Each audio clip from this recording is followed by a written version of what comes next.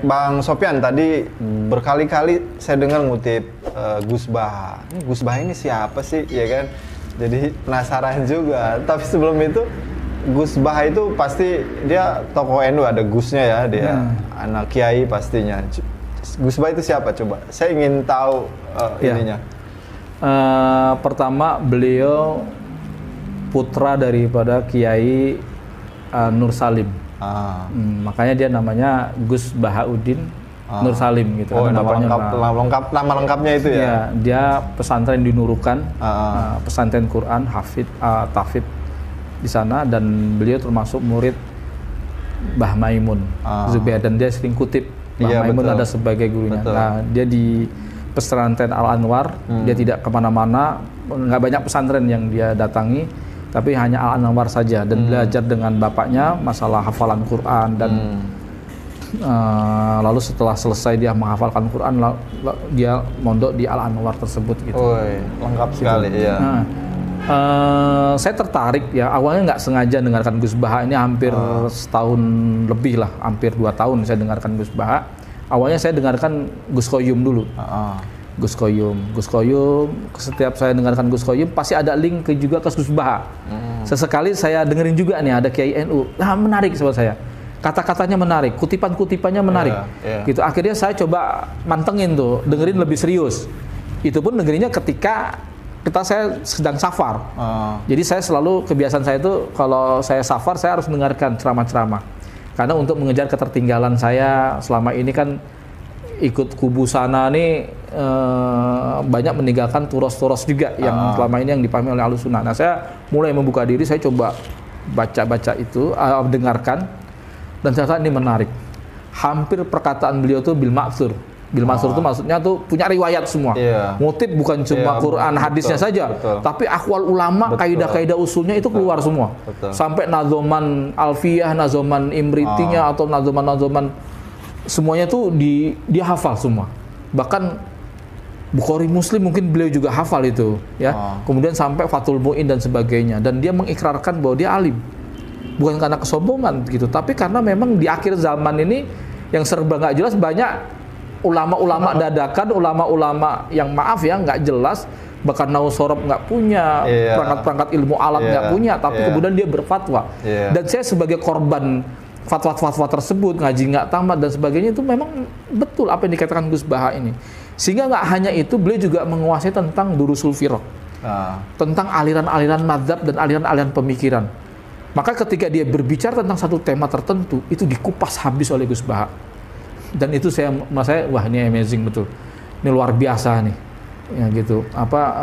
Ini betul-betul alim. Sehingga saya sampai mengatakan begini, dari pengembaraan saya dalam mencari seorang ustadz, guru atau kiai, dari kelompok-kelompok kubu sana, dari Ikhwanul Muslimin sampai kelompok Salafi, saya pikir ini sudah tuntas. Ternyata ada yang lebih alim lagi, ada yang lebih keren lagi.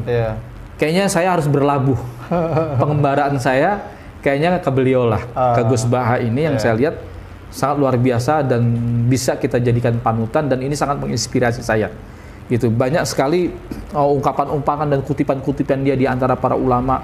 Beliau suka mengutip di buku Maqalat Islamiyin seperti Abu Hasan Al-Asy'ari dan sebagainya, bagaimana Khawarij ini dalam berdalil, dan itu tepat semua. Sehingga kalau kita dengarkan Gus Baha itu kita tersindir juga. Tapi menyindir bukan berarti kita marah, enggak. Memang itu jadi koreksi buat kita. Betul apa yang dikatakan Gus Baha. Cara berdalil kita di begini, dan itu dikupas tuntas. Dan saya kayaknya belum pernah mendengarkan, hatta sekalipun di NU, itu bagaimana mendeskripsikan setiap permasalahan itu sedetail Gus Baha ini. Sehingga saya merasa, wah ini, udah saya kalau sudah satu yang saya anggap itu kalau dengar yang lain ya, jadi kayaknya kurang keren gitu. Udah di sini, karena ada yang lebih alim lagi gitu. Saya harus akui gitu bahwa selama ini belum ada nih yang lebih menarik gitu. Saya bukan orang yang misalnya kalau dengerin ceramah suka yang lucu-lucu atau yang enggak gitu, tapi juga kadang saya juga butuh yang detail juga gitu. Dan dia ngelucunya aja ada sanadnya katanya. Nah iya gitu. Dan juga beliau gini, dia selalu mengatakan begini, ini rusaknya agama, penyimpangan-penyimpangan ada nih karena orang-orang yang serius, orang-orang yang kusuk, santai-santai kusuk gitu. Nah dia ingin jadi wali yang jalur-jalur ini. Gitu. Jadi adanya dia memberikan sisi-sisi yang sebenarnya Islam juga memberikan kemudahan. Bukan berarti memudah-mudahkan, tetapi memberikan kemudahan. Makanya dia cerita bagaimana ada seorang wali jadi wali karena nggak melaksanakan sholat qobliyah dan ba'diyah.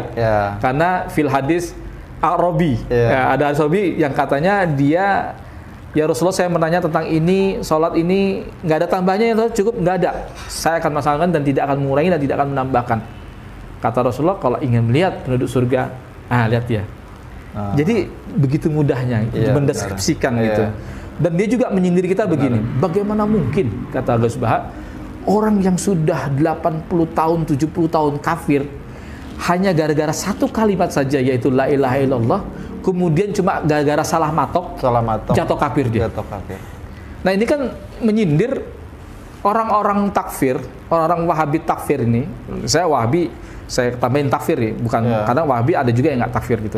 Saya bicara yang takfir, itu suka memandang setiap dosa itu dalam satu derajat, dalam satu hukum. Walam yarol iman ila martabatun fil hukmi gitu. Tidaklah mereka melihat keimanan itu seperti satu derajat di dalam sebuah hukum. Jadi kalau orang Islam lalu kemudian dia melakukan amalan kekufuran atau kesyirikan, maka sudah otomatis gugur keislamannya. Maka dia kafir. Padahal tidak setiap orang yang melakukan cabang-cabang kekafiran, ya kan, itu otomatis dia jatuh pada kekafiran. Gitu. Demikian juga ketika ada orang melakukan cabang-cabang keimanan, lalu otomatis kita sebut sebagai seorang yang beriman gitu. Nah, cara-cara berdalil kelompok-kelompok Wahabi takfir ini banyak disinggung ya oleh Gus Baha dengan cara metodologinya dia.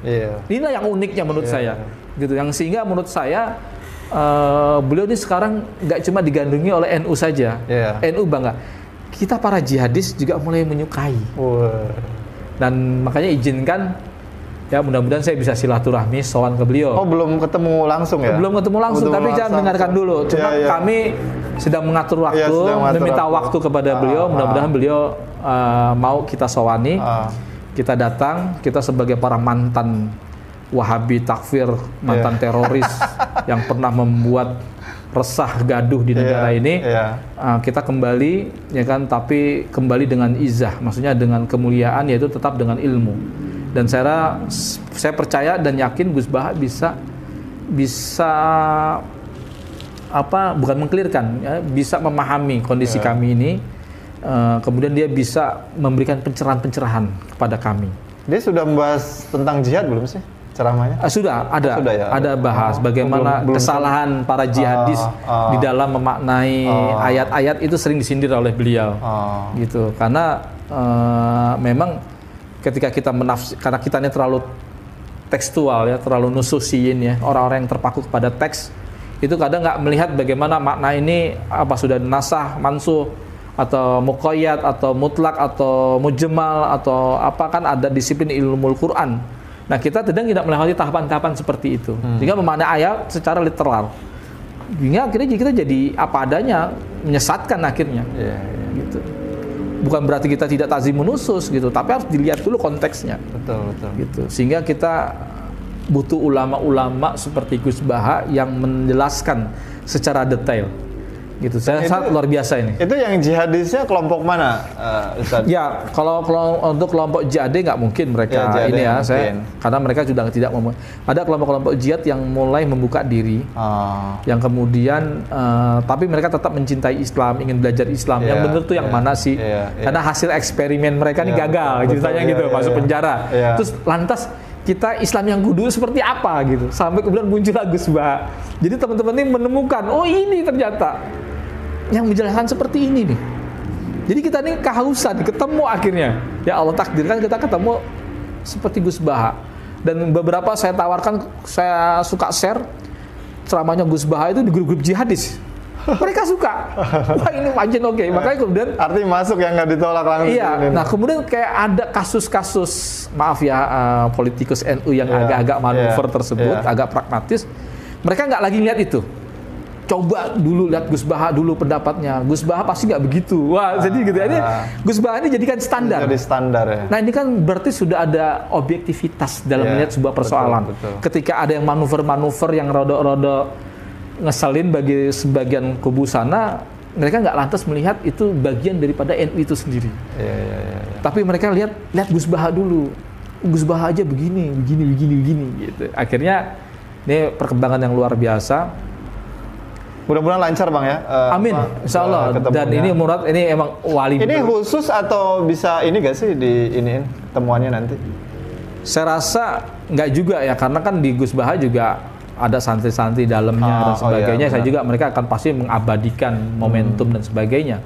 Ya abang kalau mau meliput kita juga nggak masalah nih. Ini harus diabadikan, ini sejarah betul, ini menarik gitu. Dalam catatan-catatan pengkaji soal. Iya, apalagi kalau kita mau masukin di YouTube, kalau kita ngambil dari YouTube-nya si misalnya orang Nurukan kan kita kena teguran. Nah kita harus bawa kamera juga mengabadikan sendiri, sehingga momentum-momentum yang menarik ini bisa ini. Saya rasa penting itu.